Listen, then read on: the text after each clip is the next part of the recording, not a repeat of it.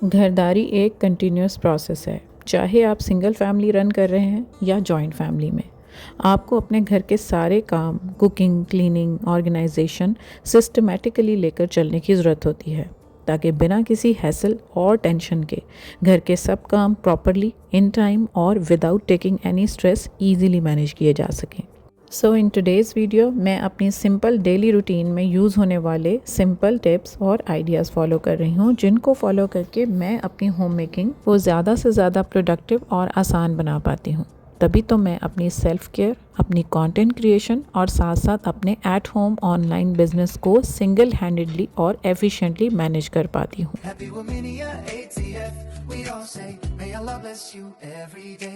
अस्सलाम वालेकुम dear बमेनियंस and welcome back.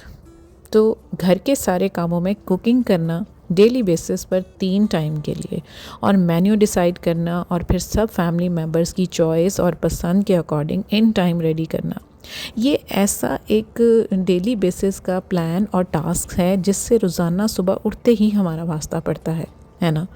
तो आज का दिन में क्या बनेगा, इसका प्लान मैं ना एक रात पहले ही कर लेती हूँ, या एटलीस्ट रात सोने से पहले डिसाइड करके सोती हूँ कि सुबह क्या पकेगा।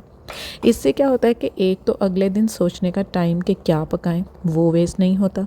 दूसरा, कोई चीज़ अगर शॉर्ट है पकाने के लिए तो इसको इन टाइम अरेंज किया जा सकता है, ताकि पकाते वक्त किसी भी शॉर्ट आइटम की वजह से हाथ ना रुके और ऑल्टरनेटिव ना सोचना पड़े। और तीसरा, अगर कोई दाल वगैरह भिगोने वाली है या किसी फ्रोज़न आइटम के डीफ्रॉस्ट करना है तो टाइम से उसको निकाल कर या भिगो कर रखा जा सकता है, ताकि कुकिंग के वक्त टाइम वेस्ट ना हो। जैसे आज मैंने ना देगी चिकन स्टीम रेडी करना था, तो सुबह उठते ही सबसे पहले मैंने ना चिकन डीफ्रॉस्ट होने के लिए रख दिया।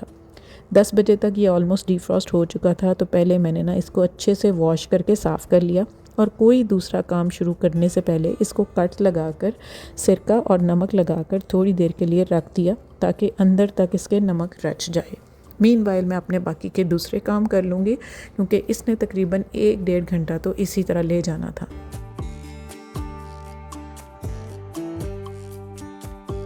चिकन डीफ्रॉस्ट करने के बाद उसको वॉश करने से पहले मैंने जो इमली भिगो कर रखी थी, बस उसकी अब गुठलियाँ जो थी काफ़ी नरम हो चुकी थी, क्योंकि इसका भी पानी आगे चलकर चिकन की मैरिनेशन में यूज़ होने वाला था। तो अब यहाँ पर मैंने गुठलियाँ अलहदा कर ली और पानी अलहदा कर लिया। अब आती है चिकन को मसाला लगाने वाली बात, क्योंकि 1 घंटा तो गुजर चुका था और अब मैंने इसका मसाला रेडी करना था, जिसके लिए फिर मैंने लहसुन अदरक पेस्ट में थोड़ा सा जो मसाला है चिकन देगी रोस्ट का वो मैंने डाल दिया। उसके बाद उसके अंदर जो खुद से मैं मसाले ऐड करती हूँ, गरम मसाला वगैरह और चिली फ्लेक्स और थोड़ी सी अजवाइन, कसूरी मेथी, ये सारी चीज़ें डालकर दही के अंदर मैंने उसको रेडी कर लिया, क्योंकि वो मसाला जो है सिर्फ टेस्ट के लिए मैं डालती हूँ। बाकी जो मसाले हैं वो मैं खुद से घर में ही डाल रही होती हूँ, जो बहुत बेसिक से मसाले होते हैं, लेकिन उनसे ही इसका अरोमा बहुत ज़बरदस्त हो जाता है। तो दही में ये इमली का थोड़ा सा पानी भी ऐड कर लिया। अब काफ़ी देर से ये कट्स जो हैं इसको लग चुके थे और इसके अंदर नमक, लेमन जूस और सिरका जो है उसने इसको अंदर तक सॉल्टी और टेस्टफुल बना दिया था। तो अब ये सारा कुछ ना मिक्स होने के लिए रेडी है। इसको भी अब ना जब इसकी मैं मिक्सिंग करके इसके ऊपर लगाऊंगी अच्छे से, सारी मैरिनेशन में इसको भिगो कर रख दूंगी, तब भी इसको काफ़ी टाइम के लिए, जितनी भी देर के लिए रखा जा सकता है, 3 से 4 घंटे में रख दूंगी। उस दौरान ना मैंने जैसे लेमन जूस आपको पहले दिखाया है, तो उसके छिलके जो थे उसका मैंने ना फ्लोर क्लीनर बनाया हुआ था, जो कि ऑल पर्पस क्लीनर है, बहुत जगहों पर यूज़ होता है। इसकी डेडिकेटेड वीडियो मेरे चैनल पर मौजूद है, इसका लिंक मैं डिस्क्रिप्शन में ऐड कर दूँगी। बहुत ही इफेक्टिव है, ऑल पर्पस क्लीनर है, सब जगह पर यूज़ होता है। तो बस उसको ना मैं उसकी बॉटल में डालूँगी, क्योंकि वो भी गर्म था, अब ठंडा हो चुका था, और साथ ही बाकी चीज़ें क्लीनर्स वगैरह समेट कर रख दूँगी। चीज़ें साथ साथ समेटी जाए ना। ऑर्गेनाइज़र्स इसके लिए ये ओवर द डोर हुक्स हो गई, कुछ भी हो गए, तो अगर यूज़ कर लिए जाएँ तो आपकी सारी चीज़ें एक तो आपकी नज़रों के सामने रहती हैं और सिमटी भी रहती हैं, क्लटर नहीं होता। चिकन को तो मैरिनेट करने के लिए मैंने रख दिया था। आज मेरा लॉन्ड्री डे था। मेड के आने से पहले मेरी ये होती है कोशिश कि मैं ना सारी स्लॉट्स रेडी कर दूँ। उससे पहले कोई कफ कलर वगैरह कपड़ों के सही सीधे होने वाले हैं वो कर लूँ, इनकी पॉकेट्स वगैरह चेक कर लूँ, कुछ बच्चों की कोई चीज़ वगैरह उसके अंदर कोई कीमती या कोई पेपर्स वगैरह कोई करेंसी नोट्स हैं वो ख़राब ना हो जाएँ, कोई ज़रूरी चीज़ जो है वो बच्चों की वो इधर उधर ना हो जाए, तो वो मैं चेक कर लेती हूँ। इसके अलावा ये जो अज़ारबन वगैरह होते हैं इनको साइड बिल्कुल एंड पर सिरे पर नॉट लगा के रख देती हूँ ताकि बार बार ये निकले ना और फिर दोबारा इनको डाल के देने की ज़रूरत ना पड़े। तो इस तरह के काम ना मैं ख़ुद कर रही होती हूँ। एटलीस्ट एक पहली वाली स्लॉट मैं रेडी कर देती हूँ उसके आने से पहले। उससे ये होता है कि ये सारी छोटी छोटी चीज़ें जो आजकल जैसे सॉक्स, अंडरवेयर्स, वेस्ट वगैरह इतनी छोटी छोटी चीज़ें होती हैं वो बेगमात तो आराम से इनमें से कुछ ना कुछ मिसप्लेस कर ही देती हैं। तो मेरी पूरी कोशिश होती है कि इनको जोड़ा जोड़ा बनाकर इनको सबको खोल कर सीधे करके मैं रख दूँ ताकि गुमने का कोई चांस ना रहे। और मैंने उनको कहा होता है इसके लिए भी ऑर्गेनाइज़र मैंने अलहदा रखा हुआ है जिसके ऊपर ये छोटी छोटी सारी चीज़ें मैं हैंग करवाती हूँ। ज़रा सा भी मैं ओवरलुक कर दूँ ना चीज़ों को, उस पर छोड़ दूँ तो बस ये होता है किसी की सॉक्स नहीं मिल रही होती, कभी बच्चों की वेस्ट नहीं मिल रही होती, छोटी छोटी चीज़ें तो घुमा देना उनके लिए बड़ी नॉर्मल सी बात होती है। तो थोड़ा सा इस चीज़ को भी लॉन्ड्री के दिन भी मैं खुद ही मैनेज करती हूँ। बड़ी बड़ी जो चादरें होती हैं जिनको आगे चलकर नेक्स्ट स्लॉट में नई स्लॉट में डालना होता है वो भी अलग करके रख देती हूँ। रंगदार कपड़े, दूसरे कपड़े सारे मैं खुद से अरेंज करके देती हूँ, उस पर नहीं छोड़ती, वरना कपड़ों को रंग लग जाना, कपड़ों का एक दूसरे के साथ मिक्स हो जाना, अच्छे से उनको खंगाल कर उनको ड्राई और स्पिन ना करना, ये ज़्यादातर मेड जो होती हैं वो इसी तरह ही कर रही होती हैं। तो थोड़ा सा अगर हम उनको चेक एंड बैलेंस उनके ऊपर रखें, थोड़ी सी नज़र रखें, थोड़ा सा ख़ुद कर दें तो मेरा ख़्याल है कि हमारी चीज़ें अपनी ही जो हैं वो सही तरीके से मैनेज होती हैं। लॉन्ड्री जो होती है वो हमारी प्रॉपर तरीके से हो जाती है, किसी किस्म के स्टेन या कोई एमरजेंसी या किसी भी मुश्किल में हम नहीं पड़ते, कोई चीज़ ख़राब नहीं होती, मिसप्लेस नहीं होती, गुम नहीं होती। तो फर्स्ट लॉट तो तकरीबन मैं रेडी कर ही देती हूँ और वो जब आती हैं तो बाकी का काम फिर वो समेट लेती हैं, लेकिन उसको बना बनाया काफ़ी हद तक मिल जाता है और मेरे लिए ये आसानी होती है कि मेरी कोई चीज़ ख़राब नहीं होती और मैं पूरे तरीके से देखती हूँ कि अच्छे से तार पर डाली हैं, कपड़े डाले हैं अच्छे तरीके से या नहीं, क्योंकि आई थिंक कि हेल्पर्स को एज अ हेल्पिंग हैंड उनसे काम करवाना ही बेहतर है, ना कि पूरे का पूरा सिस्टम उनके स्पुर्द कर देना। अब अगली एक और चीज़ जो मेरे घर में बहुत कॉमन है वो है कंबाइंड एफ़र्ट, यानी कि काम एक दूसरे का हाथ बटाते हुए करना। एक तो किचन में कुकिंग का काम 100% मेरे स्पुर्द नहीं है, मतलब जनरली कुकिंग मैं ही कर रही होती हूँ। डे 1 से कुक या हेल्पर से कुकिंग नहीं करवाई जाती सिवाय कटिंग, चॉपिंग या मील प्रेपरेशन के।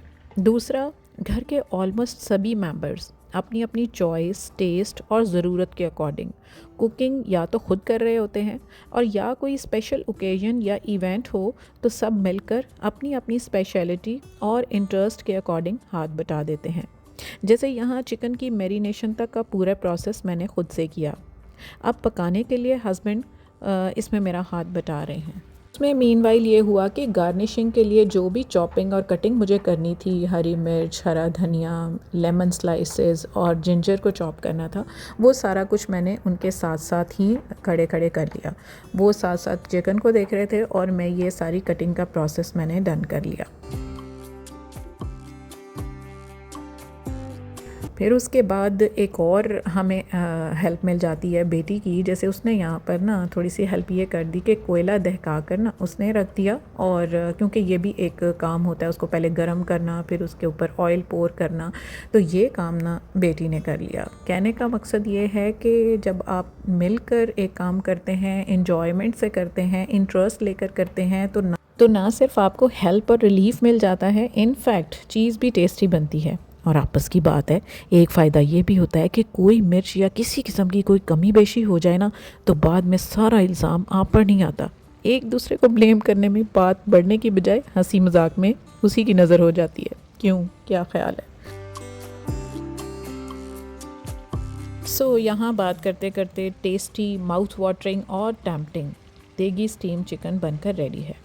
एंड पर गार्निशिंग और स्टार्ट में मैरिनेशन करके क्रेडिट तो मैंने सारा अपने सर ले लिया। चलें, वो तो आपस में मजाक की हद तक ठीक है, लेकिन जो बात मैं आपसे कर रही थी वो ये कि घर के फैमिली मेम्बर्स का एक दूसरे की हेल्प करना हाथ बटाना या मिलजुल कर काम करना आपस की बॉन्डिंग को मजबूत, एक दूसरे को क्लोज़र करता है और एफिलिएशन बढ़ा देता है। और हम होम मेकर्स की होम मेकिंग को भी स्ट्रेस फ्री बना देता है, क्योंकि हेल्दी माइंडसेट के साथ हम अगले काम एक्टिवली परफॉर्म करने के काबिल हो जाती हैं, है ना। और सब लोग मिल बैठकर एक जगह पर खाना एंजॉय करें तो आपस के मोहब्बत, प्यार और ताल्लुकात में जान पड़ जाती है। अब आ जाते हैं अपने लॉन्ड्री किए हुए ड्राई कपड़ों की तरफ। तो पहले मैं ना लॉन्ड्री करने के बाद ड्राई कपड़े तार से उतारने के बाद लॉन्ड्री बैग में डंप कर दिया करती थी, जबकि आयरन अभी नहीं हुए होते थे। लेकिन अब मैं 5 से 10 मिनट निकाल कर इनको डंप करने की बजाय तय लगाकर उनकी वार्डरोब में रख देती हूँ, क्योंकि एक तो विंटर में वोलन स्टफ़ ज़्यादा होने की वजह से आयरन करने वाले कपड़े कम होते हैं। दूसरा, कपड़े डंप करके ढेर में से ज़रूरत के वक्त कपड़ा निकालना मुश्किल, और तीसरा क्लटर सा बना देता है, इवन इफ़ आप लॉन्ड्री बैग के अंदर भी इनको रखें तो।